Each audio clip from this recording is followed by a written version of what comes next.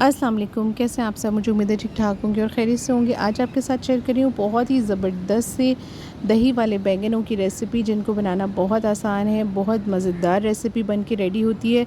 कभी आपका दिल कुछ बहुत ही फैंसी सा खाने को दिल चाह रहा हो और मीट ना खाने को दिल चाह रहा हो, तो ये रेसिपी बनाइएगा।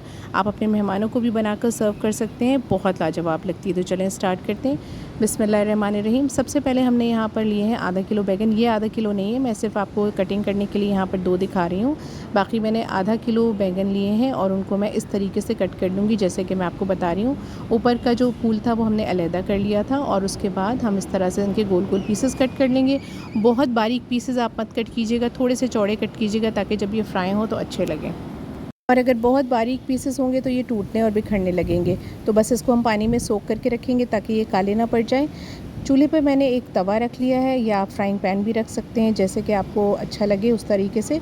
और बस हमें यहाँ पर ऑयल को ब्रश करना है। हमें इनको डीप फ्राई नहीं करना है, बस सिर्फ इनको हमें समझ लीजिए कि रोस्ट करना है। तो आप इसको यहाँ पर इस तरह से ब्रश की मदद से ऑयल लगा देंगे, जो भी आप ऑयल यूज़ करते हैं, और इस तरह से आपको बैंगनों के स्लाइसेस को रख देना है। और थोड़ी ही देर में आप बिल्कुल लो टू मीडियम फ्लेम पे इनको फ्राई करेंगे और ये इसी तरह से बहुत अच्छा सा इनका कलर भी आ जाएगा और ये बहुत ही ज़्यादा टेंडर और सॉफ्ट भी हो जाएंगे, यानी कि गल जाएंगे। बस देखें, तकरीबन 3 से 4 मिनट मुझे लगे थे। एक साइड से ये जब सिक गए थे तो मैंने दूसरी साइड इनकी चेंज कर ली थी और ये देखें माशाल्लाह से कितना अच्छा सा कलर आ रहा है। डीप फ्राई करना चाहें तो आप कर सकते हैं, लेकिन वो कोई हेल्दी ऑप्शन नहीं है। तो अगर आप इस तरह से बनाएंगे तो आपकी रेसिपी जो है वो बहुत अच्छी बनेगी। बस ये देखें, दोनों तरफ से मैंने जब अच्छा सा कलर आ गया और ये बहुत सॉफ्ट भी हो गए थे तो इनको अलग से प्लेट में निकाल के रख लिया। अब हम इसकी सेकंड स्टेप की तरफ जाते हैं, जिसमें हम इसकी ग्रेवी तैयार करेंगे। एक कढ़ाई मैंने ले ली है साफ़ सुथरी खूबसूरत सी, और उसमें मैंने ले लिया है आधा कप कुकिंग ऑयल और उसमें डाल दिए हैं मैंने 4 से 6 लहसुन के जवे, जिनको बारीक बारीक चॉप कर लिया था। जब ये लहसुन के जो जवे हैं अच्छे से फ्राई हो जाएंगे और अच्छी सी खुशबू आने लगेगी, तब मैंने यहाँ पर प्याज चॉप करके रखी थी। ये 2 बड़े साइज़ की प्याज हैं, आप चाहें तो 3 मीडियम साइज़ की प्याज भी ले सकते हैं। और इनको हमें फ्राई करना है। ऑयल में हम इनको फ्राई करेंगे, इतना फ्राई करेंगे कि हल्का सा इनका कलर चेंज हो जाए। बिल्कुल ब्राउन नहीं करना है, बस इनको हम थोड़ा सा क्रंची कर लेंगे और थोड़ा सा इनका कलर चेंज हो जाए। उसके बाद हमने यहाँ पर 2 बड़े साइज़ के टमाटर कट करके रखे हैं। जितनी प्याज ली थी उतने ही टमाटर लिए हैं। बड़े साइज़ के ना हो तो फिर आप 3 मीडियम साइज़ के टमाटर भी ले सकते हैं। और इसको भी हम थोड़ा सा मिक्स करेंगे प्याज के साथ। और अब हम इनमें कुछ मसाले ऐड करेंगे, जिनमें सबसे पहले हमने शामिल किया है नमक। 1 टीस्पून मैं अपने टेस्ट के अकॉर्डिंग ले रही हूँ, आप ज़्यादा खाते हो तो आप ज़्यादा ले लीजिएगा। 1 टीस्पून सफ़ेद ज़ीरा शामिल किया है हमने, ये भी बहुत अच्छा फ्लेवर देता है। 1 टीस्पून मैं इसमें शामिल कर रही हूँ पिसी हुई लाल मिर्च। अगर आप तेज़ खाते हो तो आप 1 टेबलस्पून शामिल कर लीजिएगा। हाफ़ टी स्पून मैंने शामिल की है पिसी हुई हल्दी। 1 टीस्पून मैंने इसमें शामिल किया है पिसा हुआ गरम मसाला। ये बहुत सादे से मसाले हैं जो रोज़ाना के खानों में इस्तेमाल होते हैं, और इन्हीं से हम आज एक बहुत ही लाजवाब और मज़ेदार सी रेसिपी तैयार करने वाले हैं।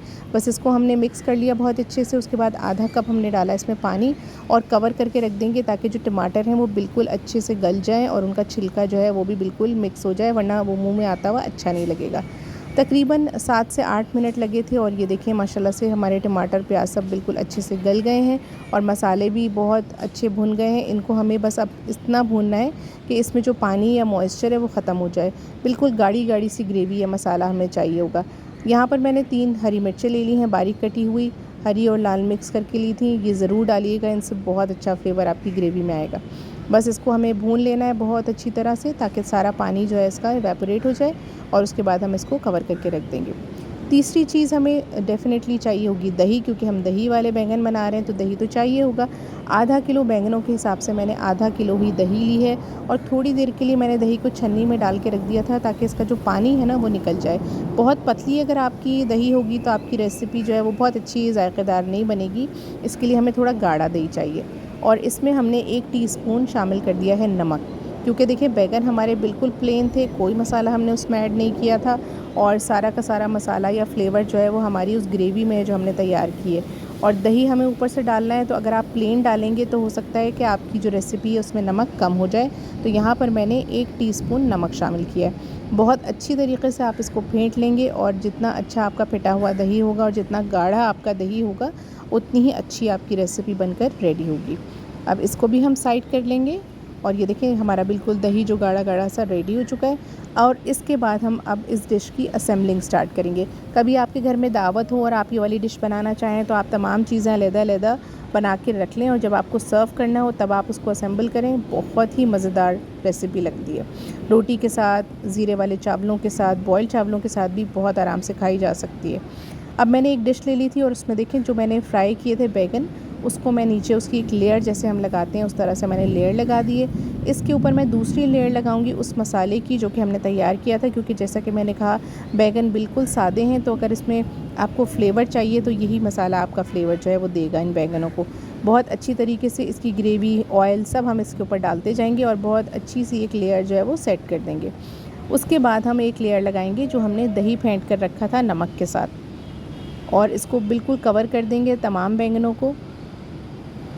ये देखिए मैं इस तरह से चम्मच की मदद से लगा रही हूँ। आप चाहें तो किसी पाइपिंग बैग या किसी भी जो जिस तरह से आपको सहूलत हो उस तरह से आप इस तरह लेयर लगा लीजिएगा। जब ये लेयर सेट हो जाए तो फिर से हमें बैंगनों की लेयर लगानी है और इस तरह से हम अपनी लेयर्स को रिपीट करते जाएंगे। अब हमने बैंगन ऊपर सेट कर दिए, इसके बाद हम ग्रेवी शामिल करेंगे इसके ऊपर, ताकि वो हमारे जो नीचे का दही और बैंगन है उन सबको बहुत अच्छा फ्लेवर दे, और सारा का सारा मिर्च मसाला भी इसी में ही है, तो ये बहुत ज़रूरी है और ये बहुत जायका भी देगी आपकी डिश को। उसके बाद लास्ट लेयर हम सादे दही की लगाएंगे, क्योंकि हमें इसमें लगाना है तड़का। तो ऊपर की लेयर आप हमेशा दही वाली रखेंगे ताकि आप जब तड़का लगाएं तो उससे आपकी दही में भी फ्लेवर आ जाए। अब मैंने ऊपर थोड़े से बैंगन बच गए थे तो वो ऊपर सेट कर लिए हैं इस तरह से, और ये हमारी डिश की जो लेयरिंग है वो कंप्लीट हो गई है। अब इसके बाद हम अपने बघार की या तड़के की तैयारी करेंगे, जो कि हमें इस रेसिपी के लिए चाहिए होगा और हमारी इस रेसिपी को फ़ाइनल टच देगा।